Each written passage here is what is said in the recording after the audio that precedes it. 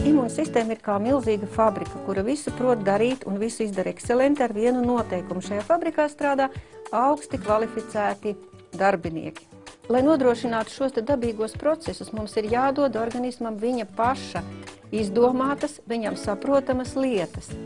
Jo, ja mums šķiet, ka tāds un tāds augs, ja tāds un tāds maisījums ir ļoti vērtīgs tad nevienmēr organisms tā domā. Kādā ziņā šajā dabiskajā sistēmā brīnišķīgi ierakstās jaunie preparāti, kas satur glikopeptīdus. Zarnu traktā dzīvo dažādas baktērijas. Šie produkti, ko mēs uzņemam, ir jāsašķeļ līdz molekulāriem un vēl sīkākiem veidojumiem, lai organisms viņu atpazītu un varētu lietot. Imūnsistēmas pamatā lielie darbaroķi ir limfocīti. Pavisam vienkāršoti, ko dara limfocīti? Novēro ķermenī ienākušos svešos un atšķir labos no sliktajiem. Ir limfocīti, kas viņus vienkārši noķer un apēda. Ir limfocīti, kas viņiem palīdz.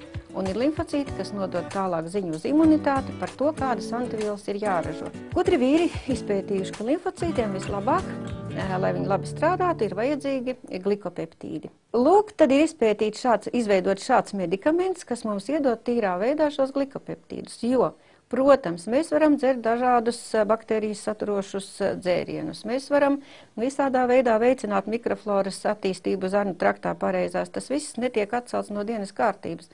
Tas viss ir ļoti pareizi. Bet, lai no šīm baktērijām iegūtu šo vajadzīgo glikopeptīdu, organismam ir jāpieliek lielas pūles. Tur arī ir vajadzīga enerģija. Enerģija mums ir vajadzīga arī vēl citur. Tāpēc būtu ļoti prātīgi un racionāli šos glikopeptīdus iedot tīrā veidā vajadzīgajā daudzumā.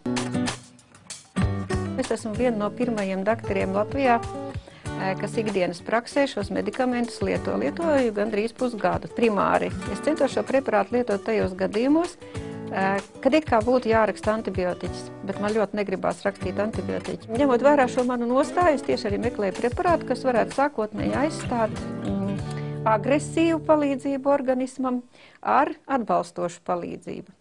Man iepriecināja rezultāti. Lielākā daļa no šiem pacientiem līdz antibiotiku lietošanai tā arī nenonāca. Kur ir tas lielais iegūms šajā gadījumā?